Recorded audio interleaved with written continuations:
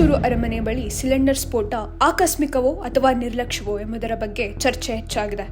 ಮೈಸೂರಿನ ಅರಮನೆಯ ಜಯಮಾರ್ತಾಂಡ ದ್ವಾರದ ಬಳಿ ಕಳೆದ ಗುರುವಾರ ಸಂಜೆ ನಡೆದ ಸ್ಫೋಟ ಇಡೀ ರಾಜ್ಯವನ್ನೇ ಬೆಚ್ಚಿಬೀಳಿಸಿತ್ತು. ಬಲೂನ್ಗಳಿಗೆ ತುಂಬುವ ಹೀಲಿಯಂ ಸಿಲಿಂಡರ್ ಸ್ಫೋಟಗೊಂಡಿದೆ ಎಂದು ಆರಂಭದಲ್ಲಿ ಭಾವಿಸಲಾಗಿತ್ತು. ಆದರೆ ಈ ಘಟನೆಯಲ್ಲಿ ಸಾವಿನ ಸಂಖ್ಯೆ 3ಕ್ಕೆ ಏರಿಕೆಯಾಗಿದ್ದು ತನಿಖೆ ಈಗ ಗಂಭೀರ ತಿರುವು ಪಡೆದುಕೊಂಡಿದೆ. ಹೌದು, ಸಂಜೆಯ ಸಮಯದಲ್ಲಿ ಪ್ರವಾಸಿಗರಿಂದ ಕಿಕ್ಕಿರಿದಿದ್ದ ಜಯಮಾರ್ತಾಂಡ ದ್ವಾರದ ಫುಟ್ಪಾತ್ ಮೇಲೆ ಈ ದುರಂತ ಸಂಭವಿಸಿದ್ದು ನಂಜನಗೂಡಿನ ಹೂವಿನ ವ್ಯಾಪಾರಿ ಮಂಜುಳಾ ಮತ್ತು ಬೆಂಗಳೂರಿನ ಪ್ರವಾಸಿ ಲಕ್ಷ್ಮಿ ಅವರು ಚಿಕಿತ್ಸೆ ಫಲಕಾರಿಯಾಗದೆ ಕೆಆರ್ ಆಸ್ಪತ್ರೆಯಲ್ಲಿ ಮೃತಪಟ್ಟಿದ್ದಾರೆ. ಆದರೆ ಈ ದುರಂತ ಮಂಜುಳಾ ಅವರ ಕುಟುಂಬಕ್ಕೆ ಅತಿದೊಡ್ಡ ಆಘಾತ ನೀಡಿದ್ದು ತಂಗಿಯ ಸಾವಿನ ಸುದ್ದಿ ಕೇಳುತ್ತಿದ್ದಂತೆಯೇ ಕಳೆದ 1 ತಿಂಗಳಿಂದ ಅನಾರೋಗ್ಯದಿಂದ ಹಾಸಿಗೆ ಹಿಡಿದಿದ್ದ ಅವರ ಅಣ್ಣ ಪರಮೇಶ್ವರ್ ಅವರು ಕೂಡ ಇಂದು ಬೆಳಗ್ಗೆ ಮೃತಪಟ್ಟಿದ್ದಾರೆ. ಆ ಕುಟುಂಬ ಈಗ ದಿಕ್ಕು ತೋಚದಂತಾಗಿದೆ. ಘಟನೆ ನಡೆದಾಗ ಬಲೂನ್ ವ್ಯಾಪಾರಿ ಸಲೀಂ ಕೂಡ ಸ್ಥಳದಲ್ಲೇ ಸಾವನ್ನಪ್ಪಿದ್ದರು. ಜಿಲ್ಲಾ ಉಸ್ತುವಾರಿ ಸಚಿವ ಎಚ್.ಸಿ. ಮಹದೇವಪ್ಪ ಅವರು ಸ್ಪಷ್ಟಪಡಿಸಿರುವಂತೆ ಇದು ಹೀಲಿಯಂ ಅನಿಲದ ಸ್ಫೋಟವಲ್ಲ. ಹಾಗಾದರೆ ಅಲ್ಲಿ ಸ್ಫೋಟಗೊಂಡಿದ್ದು ಏನು? ಹೀಲಿಯಂ ಅನಿಲ ಸ್ಫೋಟಕವಲ್ಲದಿದ್ದರೂ ಈ ಪ್ರಮಾಣದ ಸ್ಫೋಟ ಸಂಭವಿಸಲು ಕಾರಣವೇನು? ಬನ್ನಿ ತಿಳಿಯೋಣ. ಹೀಲಿಯಂ ಅತ್ಯಂತ ಸುರಕ್ಷಿತ ಮತ್ತು ಬೆಲೆ ಬಾಳುವ ಅನಿಲ. ಆದರೆ ರಸ್ತೆ ಬದಿಯ ಬಲೂನ್ ವ್ಯಾಪಾರಿಗಳು ಲಾಭದ ಆಸೆಗೆ ಬಿದ್ದು ಒಂದು ಅಪಾಯಕಾರಿ ಕೆಮಿಕಲ್ ಪ್ರಯೋಗ ಮಾಡುತ್ತಾರೆ. ಮೃತ ಸಲೀಂ ಕೂಡ ಅದನ್ನೇ ಮಾಡಿದ್ದ. ಆತ ಸಿಲಿಂಡರ್ ಒಳಗೆ ಕಾಸ್ಟಿಕ್ ಸೋಡಾ ಅಥವಾ ಸೋಡಿಯಂ ಹೈಡ್ರಾಕ್ಸೈಡ್ ಜೊತೆಗೆ ಅಲ್ಯೂಮಿನಿಯಂ ಚೂರುಗಳು ಮತ್ತು ನೀರನ್ನು ಮಿಶ್ರಣ ಮಾಡಿದ್ದ. ಕಾಸ್ಟಿಕ್ ಸೋಡಾ ಮತ್ತು ಅಲ್ಯೂಮಿನಿಯಂ ನಡುವೆ ರಾಸಾಯನಿಕ ಪ್ರಕ್ರಿಯೆ ನಡೆದಾಗ ಅತ್ಯಂತ ವೇಗವಾಗಿ ಹೈಡ್ರೋಜನ್ ಅನಿಲ ಉತ್ಪತ್ತಿಯಾಗುತ್ತದೆ.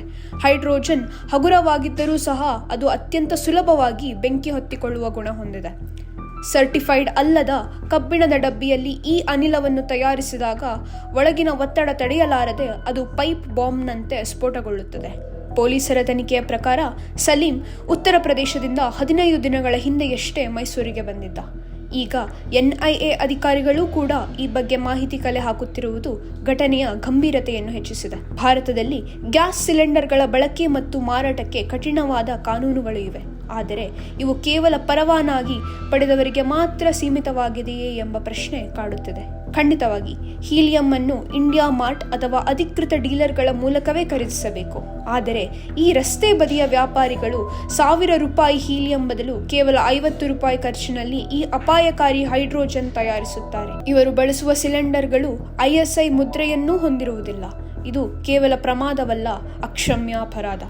ಇಂತಹ ದುರಂತಗಳು ಮತ್ತೆ ಮರುಕಳಿಸದಂತೆ ತಡೆಯಲು ಸರ್ಕಾರ ಹಲವು ರೀತಿಯ ಕಠಿಣ ಕ್ರಮಗಳನ್ನು ಕೈಗೊಳ್ಳಬೇಕಾಗಿದೆ. ಪೊಲೀಸ್ ಮತ್ತು ನಗರ ಪಾಲಿಕೆ ಅಧಿಕಾರಿಗಳು ಪ್ರವಾಸಿ ತಾಣಗಳಲ್ಲಿ ಬಲೂನ್ ವ್ಯಾಪಾರಿಗಳ ಸಿಲಿಂಡರ್ಗಳನ್ನು ಕಾಲಕಾಲಕ್ಕೆ ತಪಾಸಣೆ ಮಾಡಲೇಬೇಕು. ರಾಸಾಯನಿಕ ಬಳಸಿ ಸ್ಥಳದಲ್ಲೇ ಅನಿಲ ತಯಾರಿಸುವುದನ್ನು ಕಟ್ಟುನಿಟ್ಟಾಗಿ ನಿಷೇಧಿಸಬೇಕಾಗಿದೆ. ಹೊರ ರಾಜ್ಯದಿಂದ ಬರುವ ವ್ಯಾಪಾರಿಗಳು ಸ್ಥಳೀಯ ಪೊಲೀಸ್ ಠಾಣೆಯಲ್ಲಿ ನೋಂದಣಿ ಮಾಡಿಕೊಳ್ಳುವುದು ಕಡ್ಡಾಯವಾಗಬೇಕು. ಅವರು ಬಳಸುವ ಅನಿಲದ ಮೂಲದ ಬಗ್ಗೆ ಅಧಿಕೃತ ಬಿಲ್ ಅನ್ನು ಹೊಂದಿರಲೇಬೇಕು.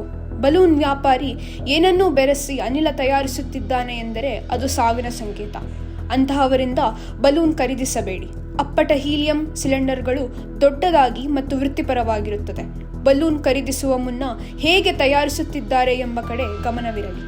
ಸರ್ಕಾರವು ಅಧಿಕೃತ ಅನಿಲ ಪೂರೈಕೆದಾರರ ಮೂಲಕ ಸಣ್ಣ ಮತ್ತು ಸುರಕ್ಷಿತ ಹೀಲಿಯಂ ಟ್ಯಾಂಕ್ಗಳನ್ನು ಸಬ್ಸಿಡಿ ದರದಲ್ಲಿ ವ್ಯಾಪಾರಿಗಳಿಗೆ ಒದಗಿಸುವ ಬಗ್ಗೆ ಕೂಡ ಯೋಚಿಸಬಹುದಾಗಿದೆ.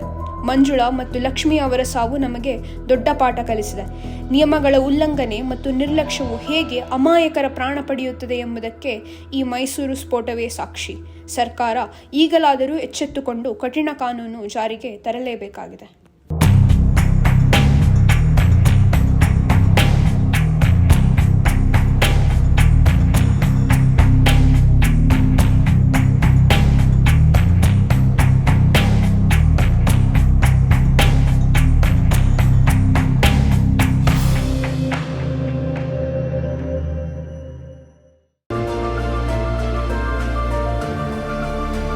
ನೈಜ ಸುದ್ದಿಗಾಗಿ ನೋಡ್ತಾ ಇರಿ ಕನ್ನಡಿಗರ ಪ್ರಜಾನುಡಿ ದಿನಪತ್ರಿಕೆ.